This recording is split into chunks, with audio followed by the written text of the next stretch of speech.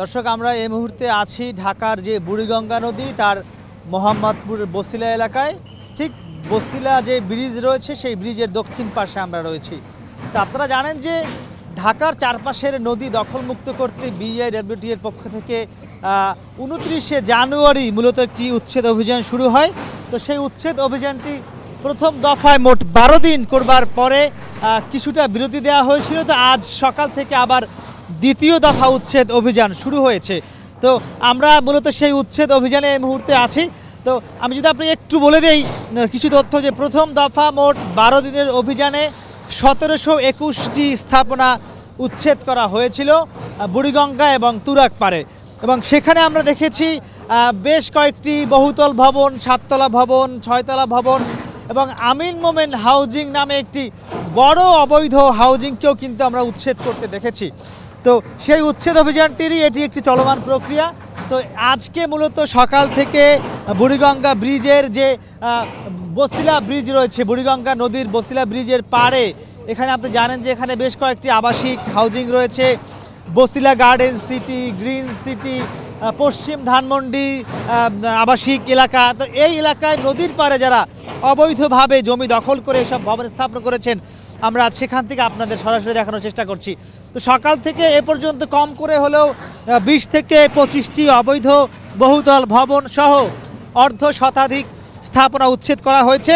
তো এখনও কিন্তু সেই উচ্ছেদ অভিযান চলছে। আপনি দেখছেন যে আসলে নদীর পাড়ে কতটা অমানবিকভাবে এই মানুষগুলো নদীকে ধ্বংস করার পায়তারা করে এই ভবনগুলো নির্মাণ করেছেন। তো এই উচ্ছেদ অভিযান যিনি নেতৃত্ব দিচ্ছেন তিনি হলেন ঢাকা নদী বন্দরের প্রধান বিআইডব্লিউটি এর যুগ্ম পরিচালক AKM আরিফ উদ্দিন। তা আমরা একটু তার সঙ্গে কথা বলবো, যিনি উচ্ছেদ অভিযানটি নেতৃত্ব দিচ্ছেন। আপনারা একটু বলবেন, আমি জানতে চাই যে উচ্ছেদ অভিযানটি চলছে আপনাদের এখানে অনেক, আমরা জানি বিভিন্ন সংসদ সদস্য যারা রয়েছেন তাদের প্লট রয়েছে, প্রভাবশালী ব্যক্তিদের প্লট রয়েছে, হাউজিং রয়েছে, এবং বিআইডব্লিউটি এর সঙ্গে জড়িত সংশ্লিষ্ট এমন ব্যক্তিদেরও কিন্তু অনেক এখানে স্থাপনা কিংবা প্লট রয়েছে। তো উচ্ছেদ অভিযান করতে গিয়ে আপনারা কোনো বাধার সম্মুখীন হচ্ছেন কিনা, আর আপনাদের মূল উদ্দেশ্য কি দ্বিতীয় পর্যায়ে এসে? হ্যাঁ, আপনারা জানেন যে আসলে কালকে আমাদের নৌ পরিবহন মন্ত্রণালয়ের মাননীয় সচিব মহোদয়ের নেতৃত্বে বিআইডব্লিউটি চেয়ারম্যান, মেম্বার এবং মন্ত্রণালয়ের ঊর্ধ্বতন কর্মকর্তাদের একটা 30 জনের কিন্তু একটা টিম এসেছিলেন, এবং এই টিমের সাথে আপনিও ছিলেন। এবং সেই টিমে কিন্তু আপনারা দেখেছেন যে কতটা একেবারেই আমাদের পক্ষ থেকে পরিবহন মন্ত্রী সচিব মহোদয় কিন্তু একেবারে বলা যায় যে কোনো একেবারে জিরো টলারেন্স নিয়ে কাজ করার একটা নির্দেশনা দিয়েছেন। এখানে নদীর জায়গা যেটুক সীমানা, সেই অংশটা কিন্তু আমরা কখনোই আপোষ করছি না, এখানে যে যাই হোক না কেন। এবং আপনি যেটা বললেন যে আমিন মোমিন হাউজিংয়ের মধ্যে যে আপনার যে পুরো চ্যানেলটাই ভরাট করে ফেলেছে, সেটা কিন্তু ইতিমধ্যেই আমরা কিন্তু চিহ্নিত করে ফেলেছি যে আপনার কতটুক আমাদের একেবারে লাল ফিতা দিয়ে আমরা চিহ্নিত করে দিয়েছি। এবং সেখানে ইতিমধ্যেই কিন্তু আজকে 4-5টি এক্সকাভেটর আসবে কিছুক্ষণের মধ্যেই, এবং একটি বুলডোজার আসবে, এখানে একটা ক্যাম্প স্থাপন করা হবে, এবং সেখানে কিন্তু আগামীকাল থেকে আনুষ্ঠানিকভাবে সেটা কিন্তু অপসারণ কাজ শুরু হবে, অপসারণ করা হয়েছে, ড্রেজ আউট করার কাজ শুরু হবে। তো আমাদের এই সমস্ত কার্যক্রম কিন্তু মাননীয় নৌ পরিবহন প্রতিমন্ত্রী মহোদয়ও কিন্তু নিবিড় পর্যবেক্ষণে রেখেছেন, এবং সরকারের বিভিন্ন পর্যায় থেকে কিন্তু নিবিড় এখানে কাউকে কোনো ছাড় দেওয়ার কোনো সুযোগ নেই। এখানে আমরা অকুতভয়ের মতো কাজ করে যাচ্ছি। আমাদের ঊর্ধ্বতন কর্তৃপক্ষ কিন্তু অলওয়েজ আমাদেরকে মনিটরিং করছেন, এবং আমরা কিন্তু এখানে স্বতঃস্ফূর্ত সমর্থন পাচ্ছি। আপনারা দেখবেন বসিলা ব্রিজের পাশে যে সমস্ত লোকজন, উৎসুক জনতা আছে, তারা কিন্তু আমাদেরকে অনেক সমর্থন দিচ্ছে। আমরা কিন্তু সামাজিক গণমাধ্যম সহ আপনার মিডিয়াতেও আপনার কিন্তু এক ধরনের ক্যামেরা ট্রায়ালের মধ্যে আছে। এখানে কিন্তু কোনো প্রকার আমাদের মধ্যে কোনো ধরনের শৈথিল্যতার মনোভাব আপনারা নিশ্চয়ই দেখতে পাচ্ছেন। জনমনে একটি কিন্তু আগ্রহ আছে যে হাইটে খালের ঠিক কোনায় যে একটি 10তলা ভবন রয়েছে, সেটি নিয়ে আপনাদের সুস্পষ্ট পরিকল্পনা কি? এ বিষয়ে একটু শুধুমাত্র এই সীমানাটা নিয়ে একটু জটিলতা রয়েছে, যদিও একেবারে হাইকের খালের ওই 10তলা ভবনের নিচেই কিন্তু পানি, বর্তমানে আপনার পানি সর্বনিম্ন জলধারাই কিন্তু ওখানে আমাদের যে এটা ভরাটকৃত একটি জায়গা, তারপরেও যেহেতু এটা রাজুকের একটা সংশ্লিষ্ট রয়েছে, রাজুকের একজন ম্যাজিস্ট্রেট এসেছিলেন, তিনি জানিয়েছিলেন, এবং ইতিমধ্যে নৌ পরিবহন মন্ত্রণালয় থেকে কিন্তু রাজুককে একটা আনুষ্ঠানিকভাবে চিঠি দেওয়া হয়েছে যে রাজুকের সহযোগিতা নিয়ে এটা যখন রাজুক আমাদেরকে লজিস্টিক সাপোর্ট দেওয়া হবে, রাজুকের ম্যাজিস্ট্রেট যখনই আসবে রাজুকের সিদ্ধান্ত অনুযায়ী আমরা কিন্তু রাজুকে এই কাজটা সহযোগিতা করব। আরেকটি বিষয় জানতে চাইব আমরা, আপনারা ঠিক বছিলা যে বুড়িগঙ্গার ঢাকার পারে যেমন আমিন মোমিন হাউজিং বা 10তলা ভবন উচ্ছেদের বিভিন্ন পরিকল্পনা করছেন, ঠিক নদীর অপর পাশে অর্থাৎ কেরানীগঞ্জের পাশে একটি যেটি বলা হয় পাওয়ার স্টেশন রয়েছে, একটি বিদ্যুৎ প্ল্যান্ট রয়েছে যার মালিক একজন বর্তমান সংসদ সদস্য। ঠিক একইভাবে বুড়িগঙ্গার অপর পাশে মধু সিটি নামে কয়েকটি হাউজিং প্রকল্প রয়েছে, একদম নদীর জায়গা দখল করে গড়া হয়েছে। আপনারা সেসব বিষয়ে কি উদ্যোগ নেবেন বা কি পরিকল্পনা আছে? এটা কিন্তু কালকে মাননীয় নৌপরিবহন সচিব নিজেও দেখেছেন, মধু সিটি দেখেছেন, পাওয়ার প্ল্যান্ট দেখেছেন। এটা কিন্তু আমরা একটা সার্ভের মধ্যে আছি, উনি আমাদেরকে ব্যাপক সার্ভে করে একটা প্রতিবেদন দেওয়ার কথা বলেছেন। আমরা কিন্তু ইতিমধ্যেই সার্ভের কাজ শুরু করেছি। এটি যদি সার্ভে করার পরে এটা যদি নদীর মধ্যে পড়ে, এগুলো অবশ্যই আপনার এ বিষয়ে সিদ্ধান্ত আসবে। আপনাকে ধন্যবাদ। তো জি দর্শক, আপনাদের যেটি আমরা বলছিলাম বা দেখাচ্ছিলাম যে এই যে একটি ভবন আপনি দেখছেন 3তলা ভবন, এটি যে আসলে নদীর ঠিক একদমই তীরভূমিতে নদীর জায়গা দখল করে করা হয়েছে তা কিন্তু এই ছবিই বলে দেয়, আমাদের কিন্তু বলবার খুব বেশি প্রয়োজন হয় না।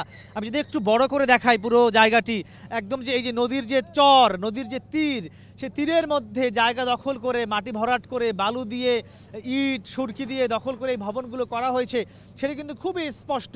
এবং আসলে খুব ভাবতে অবাকই লাগে সাধারণ মানুষদের নিশ্চয়ই, যে মানুষ কিভাবে আসলে এতটা হয় যে একটি নদীর জায়গা দখল করে এমন শত শত বহুতল ভবন করে কিভাবে, আমি সেটা আসলে অবাক লাগে।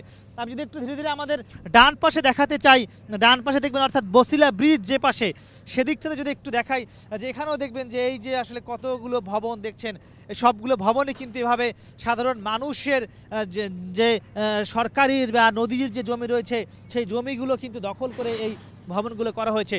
তো এই উচ্ছেদ অভিযান দেখতে আপনি দেখছেন বছিলা ব্রিজের উপরে কিন্তু হাজারো মানুষ ভিড় করেছেন, তারা কিন্তু দেখছেন আসলে এই যে বিআইডব্লিউটি যে উচ্ছেদ অভিযান চলছে গত প্রায় 1.5 মাসেরও বেশি সময় ধরে, সেই উচ্ছেদ অভিযান কিন্তু তারা দেখছেন।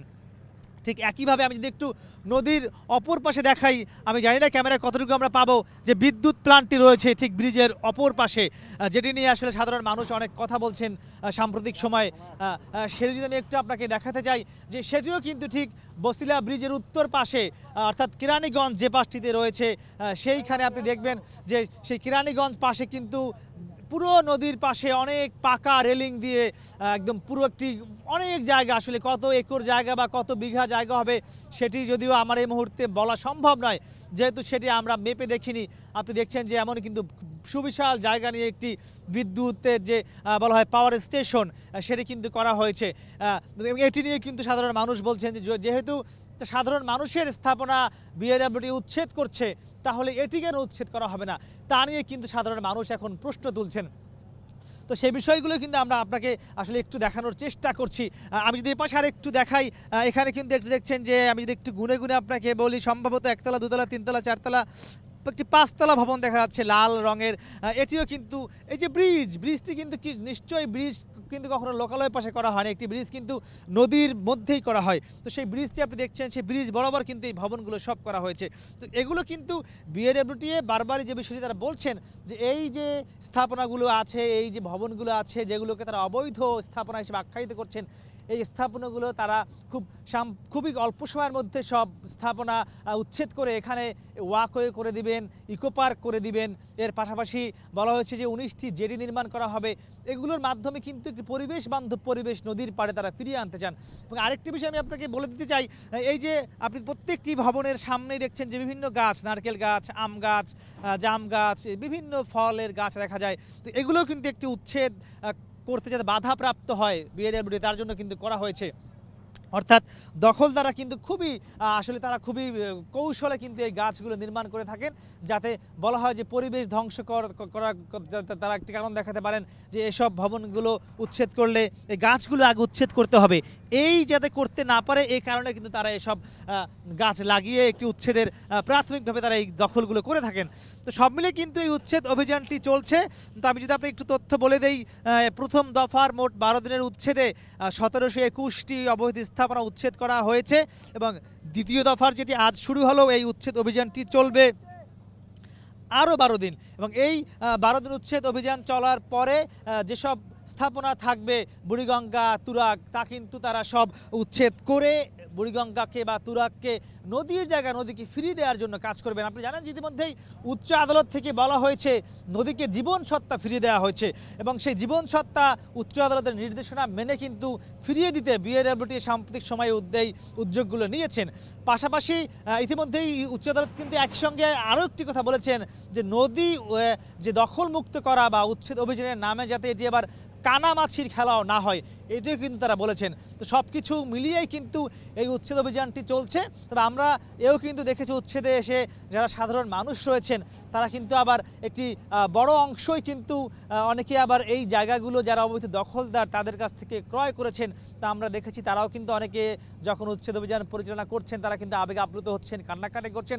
কিন্তু বিএডব্লিউটি বলছে যে বৃহৎ স্বার্থের জন্য এমন ক্ষুদ্র ক্ষুদ্র স্বার্থ আসলে তারা ত্যাগ না করে উপায় নেই, কারণ এই ভবনগুলো না ভাঙলে বুড়িগঙ্গা, তুরাগ, বালু, শীতলক্ষা, ধলেশ্বরী যে নদীগুলো রয়েছে ঢাকার চারপাশে তার প্রাণ ফিরিয়ে আনা কোনোভাবেই সম্ভব নয়, দূষণমুক্ত করা সম্ভব নয়, দখলমুক্ত করা সম্ভব নয়। তো সেই দূষণ এবং দখলমুক্ত করবার জন্যই কিন্তু এই প্রচেষ্টা বিএডব্লিউটির।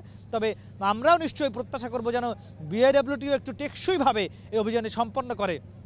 এবং ইতিমধ্যে এখানে এসে কর্মকর্তা যে বিষয়টি বলেছেন এই উচ্ছেদকে বেগবান করার জন্য তারা আরও বেশ কয়েকটি এক্সকাভেটর কিন্তু তারা কেনার সিদ্ধান্ত নিয়েছেন, পাশাপাশি ভাড়া করার সিদ্ধান্ত নিয়েছেন। তো সেগুলো আসলে নিশ্চয়ই উচ্ছেদ অভিযান আরও বেগবান হবে।